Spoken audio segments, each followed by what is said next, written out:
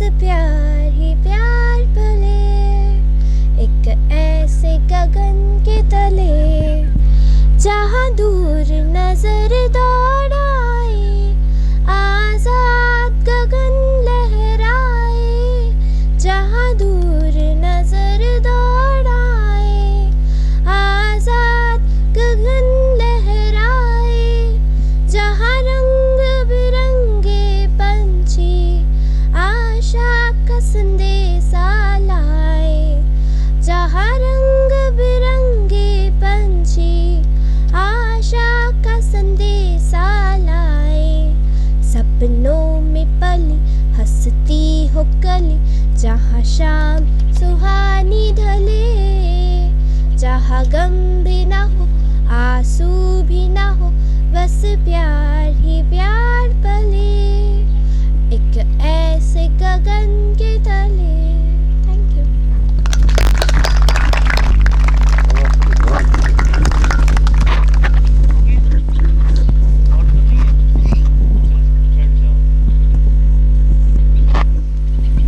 तो गलती हो गई यार, ये मोबाइल मंगा के हमने कुछ भूल कर दी ऐसा लगता। कभी कभी जागे हुए लोग भी भूल कर देते हैं।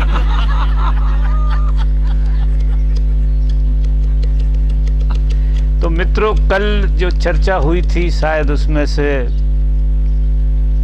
प्रश्न पैदा हुए होंगे, निश्चित ही, क्योंकि उत्तरों में से प्रश्न आते हैं, प्रश्नों से उत्तर बनते हैं। ऐसा दुनिया का रिवाज है, ये चलता रहता। तो किसी के मन में साधना संबंधी कोई प्रश्न हो तो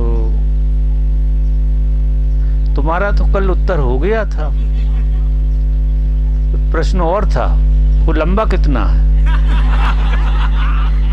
बहुत बड़ा है, एकदम छोटा? इधर आकर बताओ।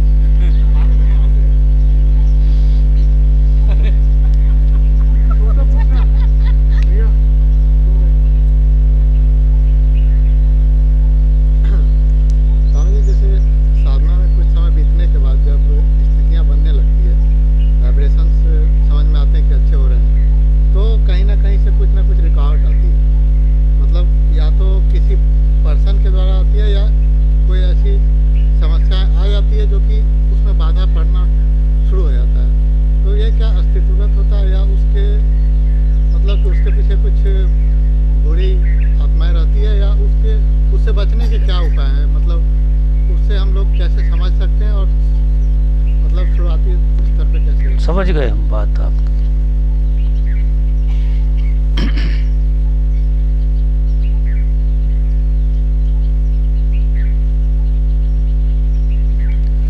देखो,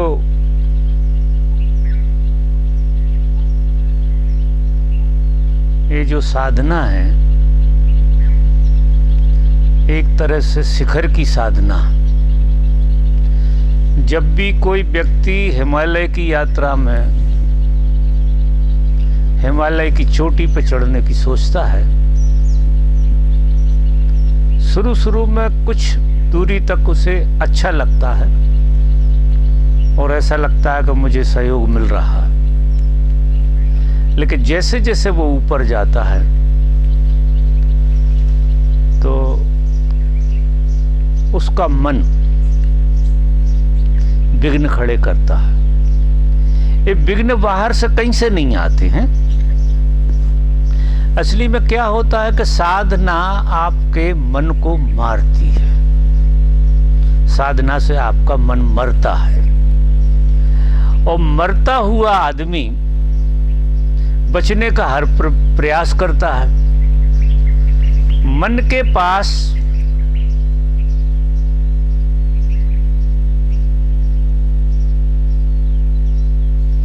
इल्यूजन खड़े करने की क्षमता होती है, उपद्रव खड़े करने की क्षमता होती है। तो 50% तो बातें ऐसी हैं जो बाधा आती हैं साधना में, साधक को वो मन खड़ी करता है। 50% कुछ इसमें प्रकृति का भी हाथ होता है। कल जैसा मैंने कहा था, प्रकृति संतति पर भरोसा करती है। प्रकृति ने आपको इस जीवन में भेजा और पूरा सहयोग मिला आपको प्रकृति का कि आप डेवलप्ड हुए। तो प्रकृति आपसे कुछ चाहती है, क्योंकि हमें कहीं से कुछ मिलता है तो हमें कहीं कुछ चुकाना भी पड़ता है। तो प्रकृति चाहती है कि तुम उसकी संतति को बढ़ाओ, और तुम लग गए साधना में, गहरी साधना में लग गए, तो प्रकृति फिर चाल खेलती है कि ऐसे कैसे मुझे छोड़ के चले जाओगे, मुझे पहले राजी तो करो, पूरे मुझे राजी करो, इसके बाद ही तुम मुझे क्रॉस कर सकते हो, और अगर मुझे राजी नहीं कर रहे हो तो मैं तुम्हें जाने नहीं दूंगी। और वो इतने उपाय खड़े करती है, इतने उपाय कि आपको उलझा देती है। इसलिए साधक को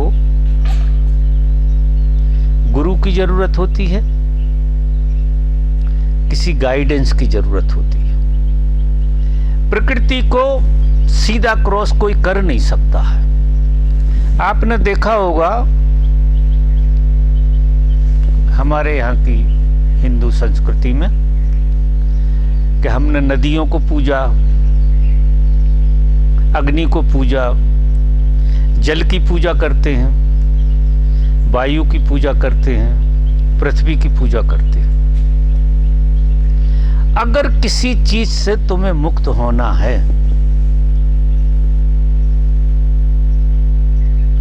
तो तुम्हें उसको फुसलाना पड़ेगा। तुम लड़के पार नहीं हो सकते प्रकृति से। और हमारा मन ये कहता है कि हम तो साधना करके पूरी ताकत लगाएंगे साधना में और हमें कोई रोक नहीं सकता है और हम साधना कर लेंगे, लेकिन ऐसा हो नहीं पाता, बिल्कुल नहीं हो पाता है। इतनी बाधाएं आती हैं। जैसे जैसे साधक ऊपर की तरफ चलता है वैसे वैसे 50% तो उसका मन बाधा डालता और 50% प्रकृति डालती। और तुमने जो तीसरी बात पूछी है कि कोई चेतना है, ये वो सब, ये फालतू की बात है। कोई किसी चेतना को नहीं पड़ी है कि तुम किस रास्ते पर जा रहे हो और तुम्हें बाधा डाले। प्रकृति ही बाधा डालती है, क्योंकि प्रकृति संतति पे भरोसा करती है। तो हमारे यहाँ पूजा का बड़ा स्थान है। पूजा का मतलब ये है कि हम किसी चीज को आदर देने लगे। पूजा में और क्या होता है, हम किसी मूर्ति को आदर देने लगते हैं, पेड़ों को आदर देने लगते हैं, नदियों को आदर देने लगते हैं, सूर्य देव को आदर देने लगते हैं, जल देव को आदर देने लगते हैं। हम पूरे आदर से भर जाते हैं इनके प्रति। और ये 5 वृत्तियां हमारे भीतर जो बैठी हुई हैं वो प्रकृति से बनी हुई है, 5 तत्वों से बनी हुई है। वो प्रकृति की रचना में जिसकी वजह से तुम जी रहे हो, और उनसे बिना पूछे तुम मुक्त होने की सोच रहे हो, तो ये असंभव जैसा कार्य तुम कर रहे हो, नहीं हो सकते। तुम्हें तुम्हारी 5 इंद्रियों के जो देवता हैं, जो तुम्हारे भीतर बैठे हैं, उन्हें राजी करना पड़ेगा। और उनको राजी करने के लिए आपको सबको आदर देना पड़ेगा। आप पृथ्वी को इतना आदर दो जितना परमात्मा के प्रति आपका मन है। जल को इतना आदर दो, वायु को इतना आदर दो, हर चीज को आदर से भर जाओ आप। जैसे जैसे तुम आदर से भरोगे बाहर, क्योंकि भीतर तो तुम्हें पता नहीं है कि कौन सी इंद्री क्या कर रही है, कौन जल तत्व है, कौन क्या है, ये पता लगता नहीं है, लेकिन बाहर तो स्पष्ट है बिल्कुल पूरा। तो आपको इन सब चीजों को आदर देना चाहिए, बहुत बहुत भाव से। पृथ्वी का उपयोग करो तो इतने आदर से करो। आपने एक बात सुनी होगी कि धन्वंतरी महाराज थे, आयुर्विद्या के, जड़ी बूटियों के बड़े ज्ञाता थे। वो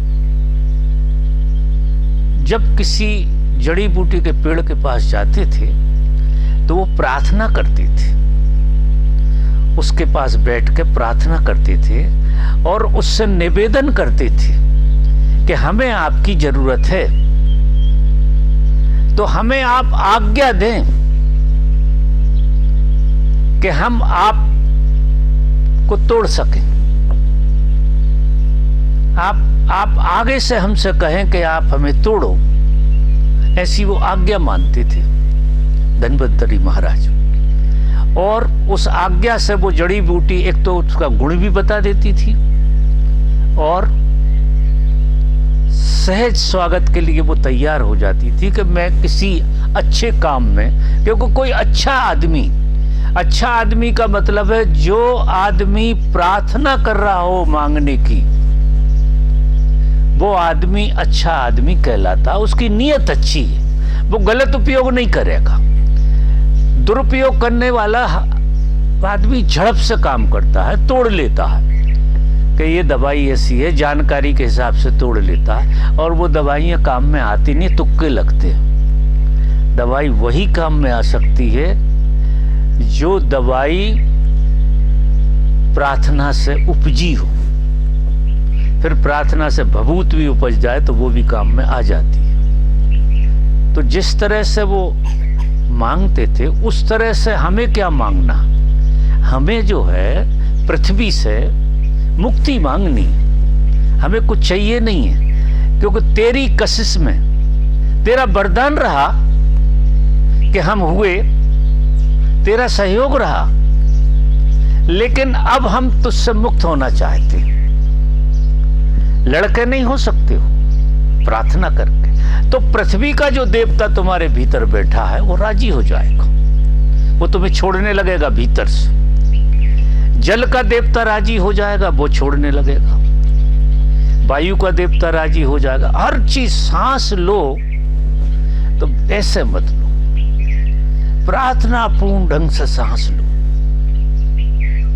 अगर आप चीजों को देख रहे हो तो ये प्रकाश का खेल है, अग्नि का खेल है, और ये अग्नि की वजह से प्रकाश हुआ है और प्रकाश की वजह से तुम देख रहे हो।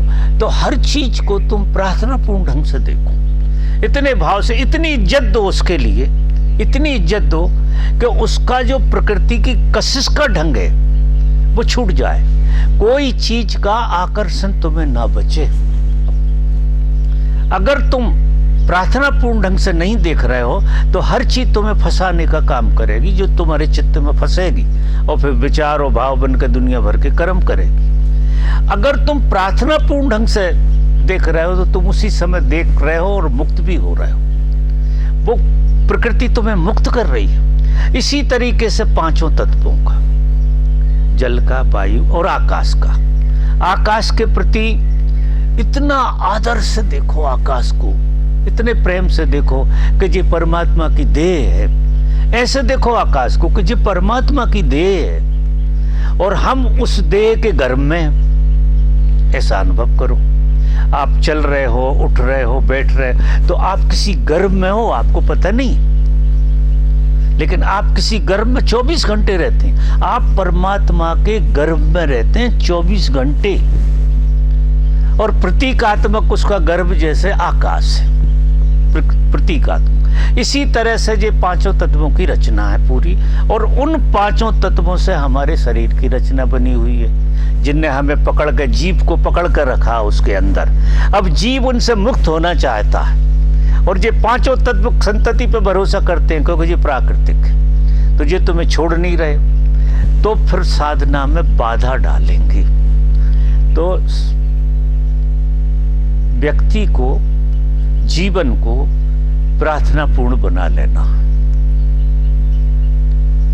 और प्रार्थना हमारी जब ही फलती है जब हम किसी चीज को श्रेष्ठ मानना शुरू करते हैं। निश्चित ही धरती तुमसे श्रेष्ठ है, क्योंकि तुमने धरती को कुछ नहीं दिया है, धरती ने तुम्हें बहुत कुछ दिया है। तुमने जल को कुछ नहीं दिया है, जल ने तुम्हें बहुत कुछ दिया है।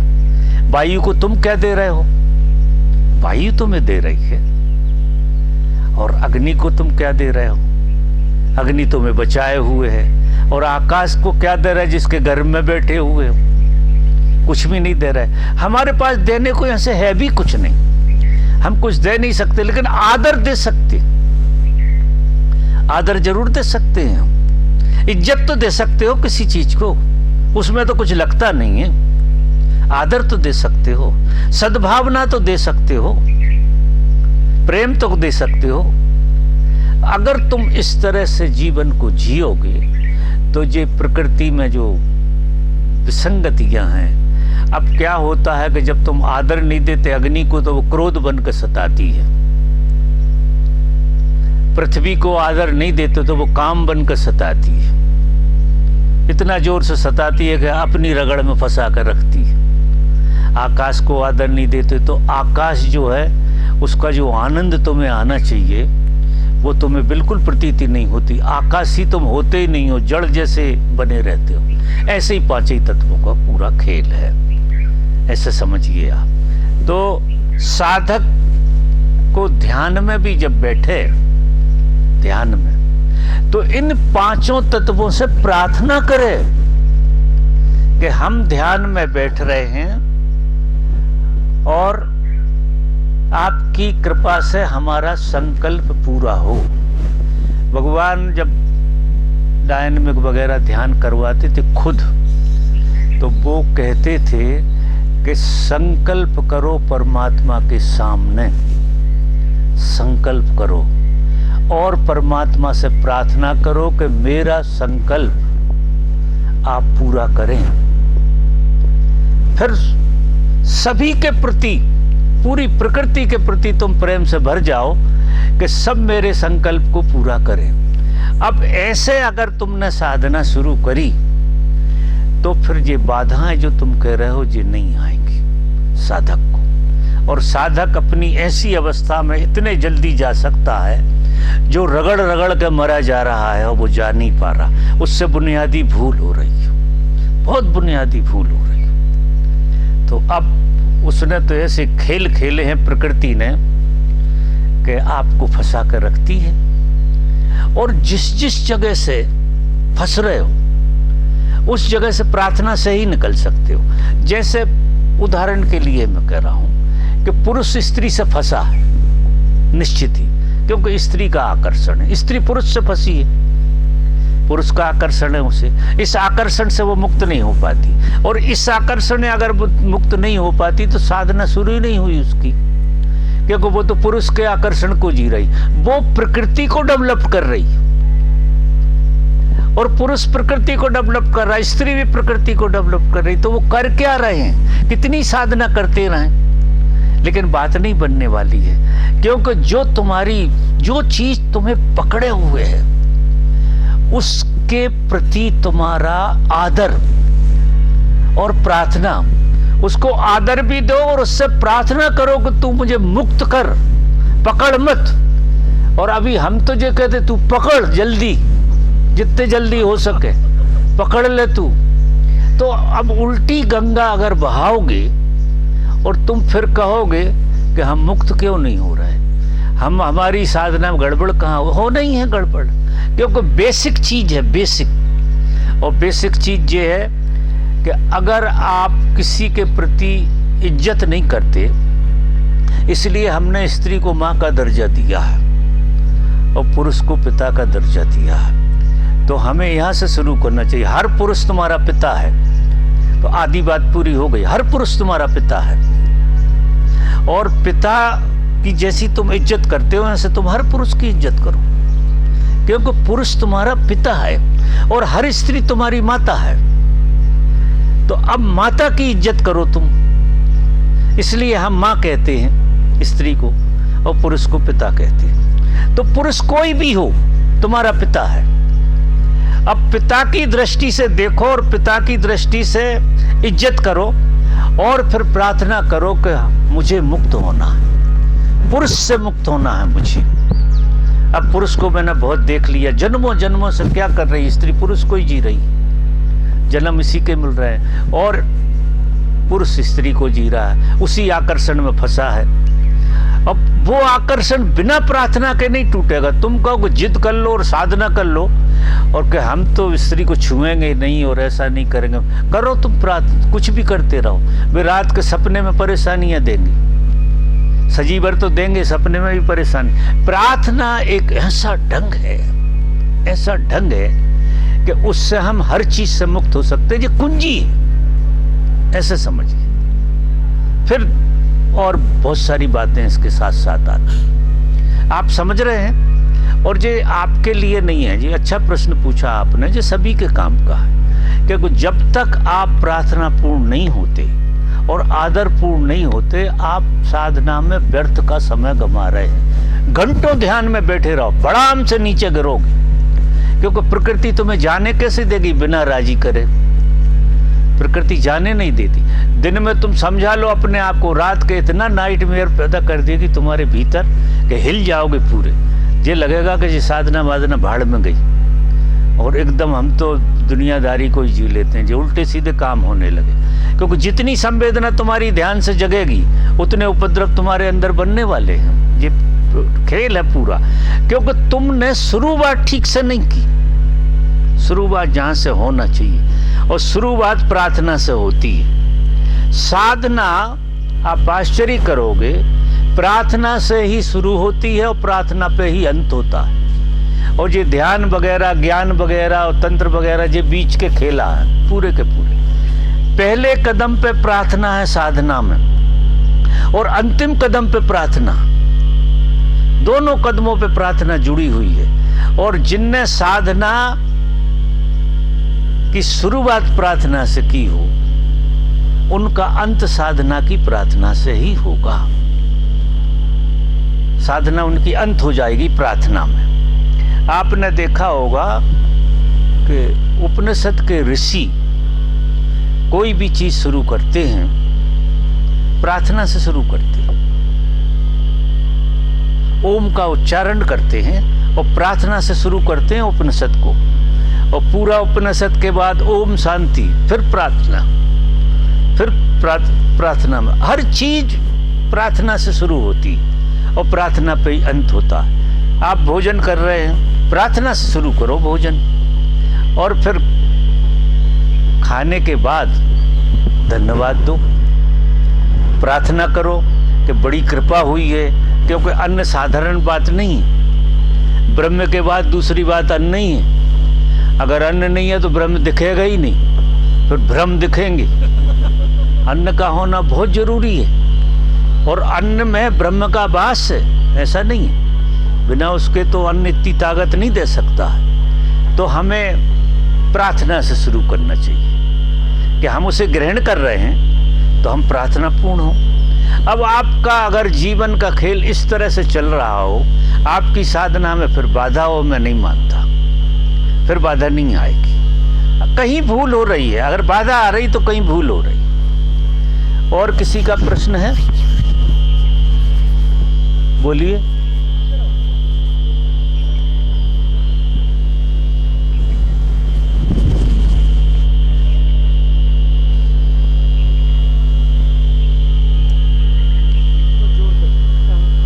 बाबूजी कहते हैं कि when disciple is ready master arrives.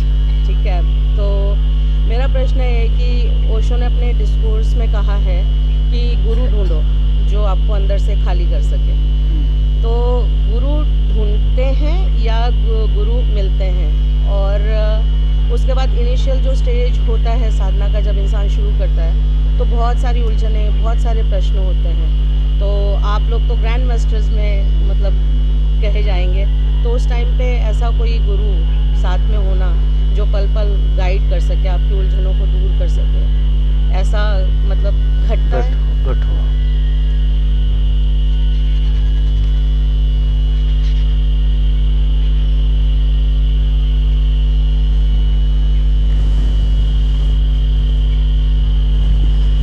देखो क्या होता है, आपने एक चीज देखी होगी आपके भीतर कि दो तत्व काम करते हैं भीतर। चोरी करने का मन करता है किसी भी चोर का, तो कोई रोकता है कि चोरी मत करो, अच्छी चीज नहीं। फिर भी वो मानता नहीं है और चोरी करता। वो कौन सा तत्व है जो ऐसा कहता? मेरा जो जीवन का अनुभव है, गुरु प्रत्येक व्यक्ति के भीतर पैदाइशी होता है। मेरे देखे गुरु पहले पैदा होता है, ज्ञान पहले है, जीवन बाद में। ऐसा मत समझना कि जीवन पहले है, ज्ञान बाद में। अगर ऐसा होता कि जीवन पहले होता और ज्ञान बाद में होता, तो कोई आदमी ज्ञान को उपलब्ध नहीं हो सकता था। ज्ञान पहले है और जीवन बाद में। तो जो ज्ञान है वही गुरु है। आपका सच्चा गुरु तो आपके भीतर बैठा हुआ है। उस गुरु की आवाज आती भी है लेकिन तुम मान नहीं पाते। आप एक चीज देखो सब लोग, मैं ऐसी कोई बात आपको नहीं बता रहा हूं जो आप न जानते हो। आप सब जानते हैं, सब लोग जितने बैठे हैं सब जानते हैं। ऐसी मैं कोई नई बात नहीं बता रहा हूं जो आप जानते। मानते नहीं है वो अलग बात है। बस इतना ही फर्क है कि मैं मानता हूं और तुम जानते हो।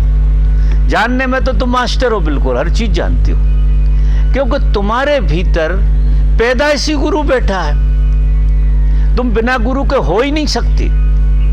लेकिन उस गुरु की वाणी को समझने के लिए तुम्हें किसी बाहर के गुरु की जरूरत पड़ती है। बस बाहर का गुरु इतना ही काम आता है कि धीरे धीरे धीरे धीरे उसके प्रेम में अगर आप आ गए तो धीरे धीरे धीरे धीरे क्या करेगा वो कि आपको आपके गुरु की भाषा से परिचित करा देगा। आप परिचित हो जाओ और जैसे जैसे आप अपने गुरु से परिचित होने लगे, आप आत्मनिर्भर होने लगे। आपको फिर इधर उधर भटकने की जरूरत नहीं है। आप चुपचाप आंख बंद करके बैठेंगे, वो निर्देश आपको भीतर से आएंगे। निर्देश पहले भी आ रहे थे, लेकिन उन निर्देशों को सुनने के लिए हमारे कान भीतर की तरफ नहीं गए थे। तो गुरु क्या करता है कि वो आपको इस तरह से समझाता है बाहर से कि आपके भीतर के गुरु की ट्यूनिंग बनाते। और जब आपकी ट्यूनिंग बन जाती है तो फिर ये जितनी बाधाएं आपको आ रही हैं, ये बाधाएं सब खत्म हो जाती। लेकिन बिना गुरु के कोई होता नहीं है। इसलिए मैं कहता हूं कि ज्ञान पहले है और जीवन बाद में। आपने देखा होगा पूरी प्रकृति में ऐसा है कि बीज पहले है और वृक्ष बाद में, फल बाद में।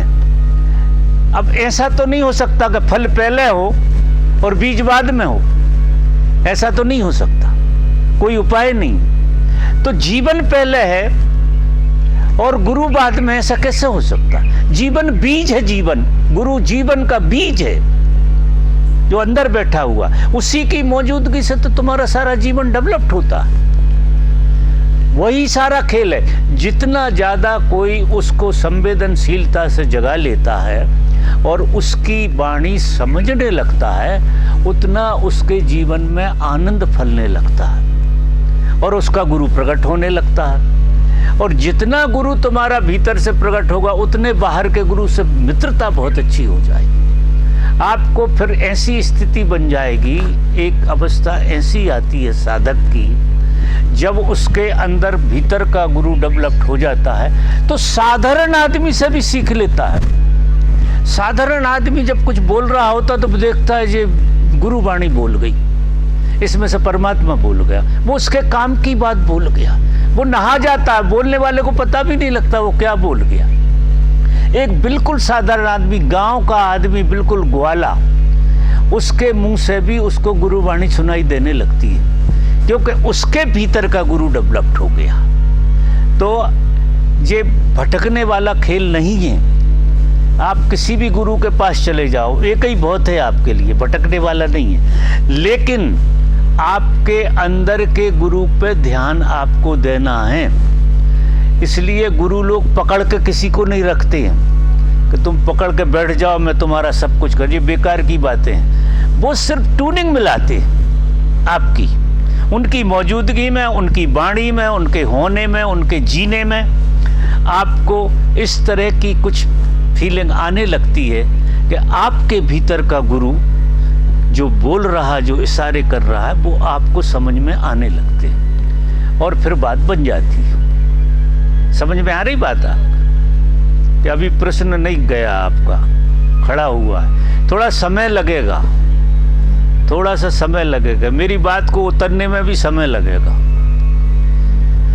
और किसी का है एक आध प्रश्न और? नहीं, समय पूरा हो रहा है। हाँ बोलिए।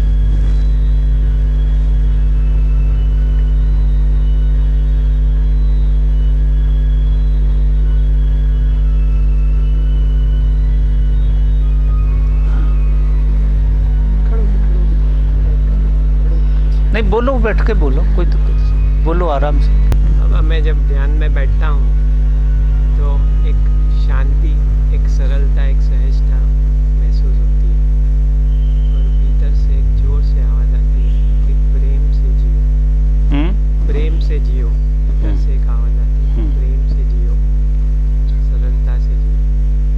क्या धर्म की बात इतनी है? तो इसमें क्या पूछना, जियो।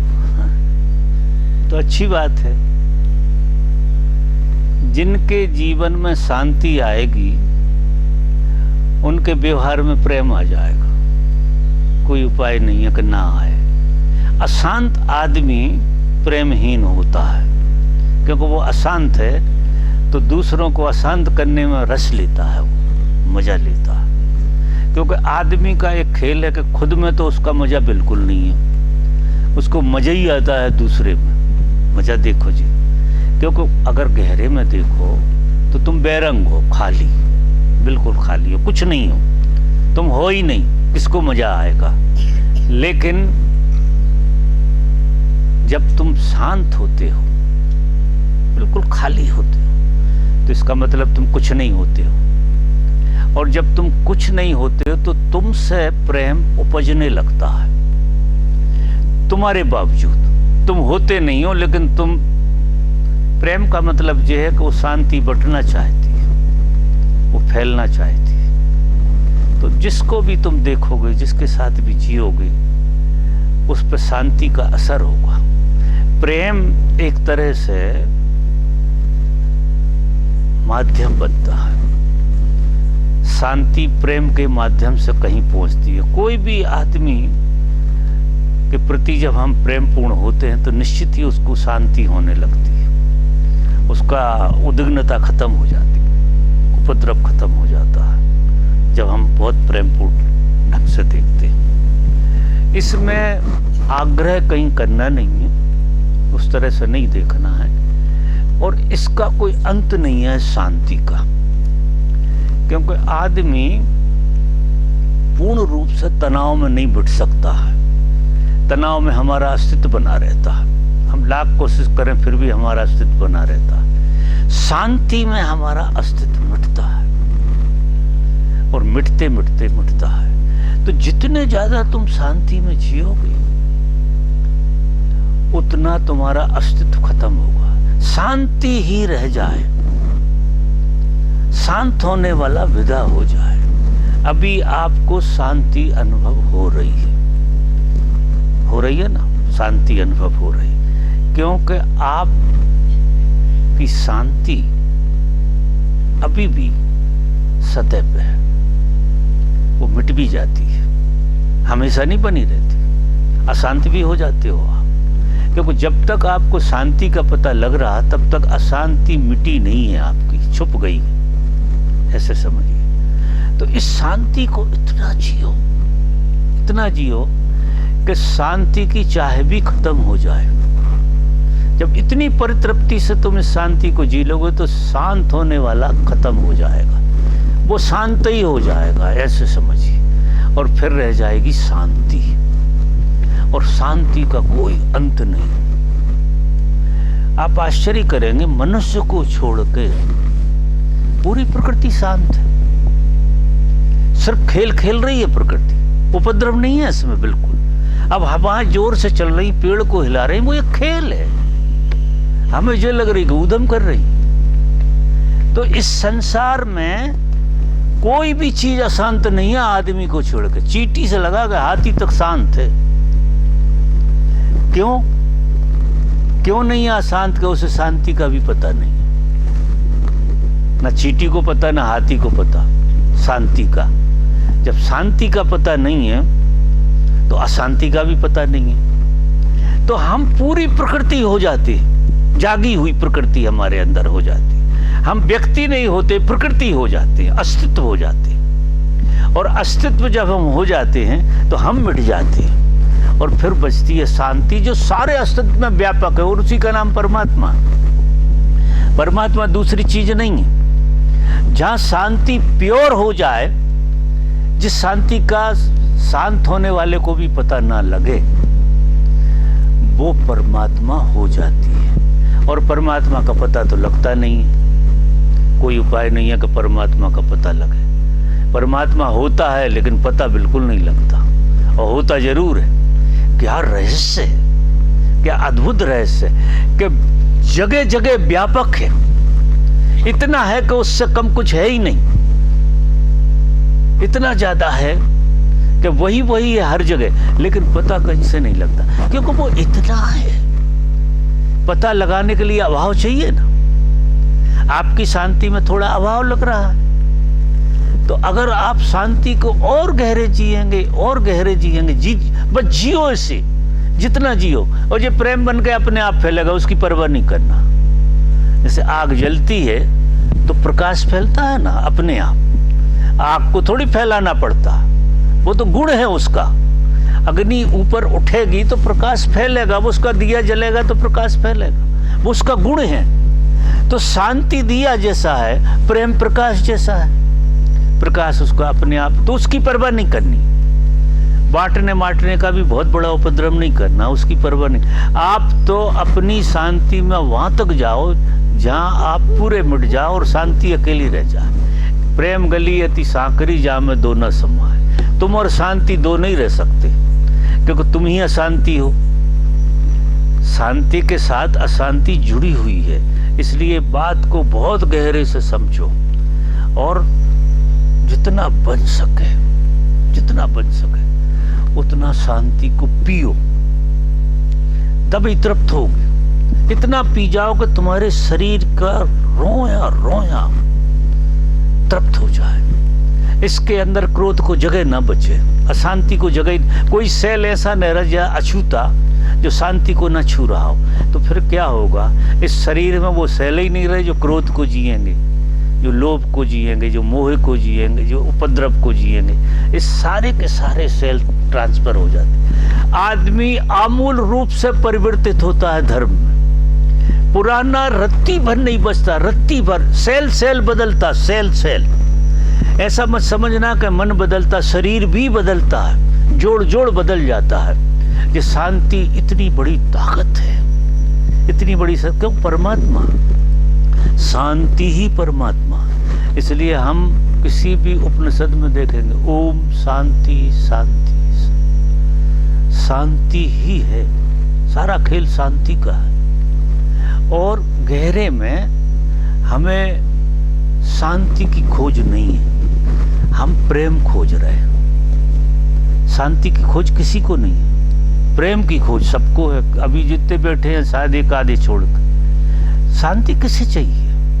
पूछ लो, अगर गले में हाथ डाल कर किसी से पूछना हो कि भैया तुम्हें शांति चाहिए कि प्रेम चाहिए, तो वो कहेगा शांति ये बाद में देख लेंगे, हम पहले प्रेम को देख लेते हैं। और प्रेम का विपरीत है, प्रेम के साथ घृणा जुड़ी हुई है, तो आपने घृणा को आमंत्रण दे दिया है, वे दोनों एक साथ रहते हैं। एक से शांति, प्योर शांति अशांति नहीं हो सकती, कोई उपाय नहीं है। शांति का विपरीत नहीं है कुछ।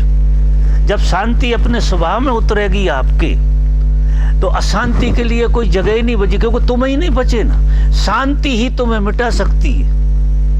अशांति और जितनी यात्रा तुम कर रहे हो जी कोई नहीं मिटा सकती, सिर्फ शांति तुम्हें निगल जाएगी, खत्म कर देगी। तो वो ऐसी है कि आग के सारे ईंधन को जला के और आग भी बुझ जाती।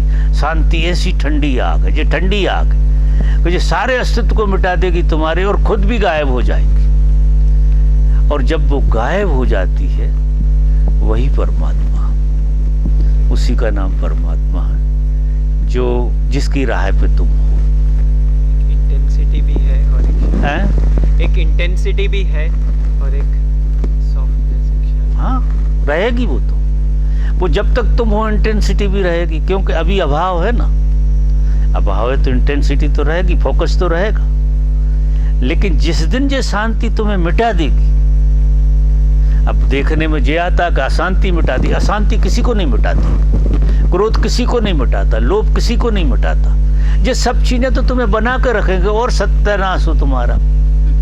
ये सारी चीजें जो है ना, जितनी है, ये तुम्हें बना, इसलिए तो हम बने रहते हैं, क्योंकि हमें क्रोध बना कर रखता है, इसलिए हम क्रोध को नहीं छोड़ पा रहे। ये क्रोध से हमारा अस्तित्व बना रहता, लोभ से हमारा अस्तित्व बना रहता, काम वासना से हमारा अस्तित्व बना रहता, तो हम इसको पकड़ के रहते हैं। शांति तुम्हारा अस्तित्व मिटा देगी, कोई उपाय नहीं है, क्योंकि वही एक चीज ऐसी है जो तुम्हारे अस्तित्व को खा जाएगी। तुम्हारा जब अस्तित्व नहीं होगा तो तुम अस्तित्व होगी, और अस्तित्व का नाम ही परमात्मा, होने का नाम ही परमात्मा है। ओम शांति शांति।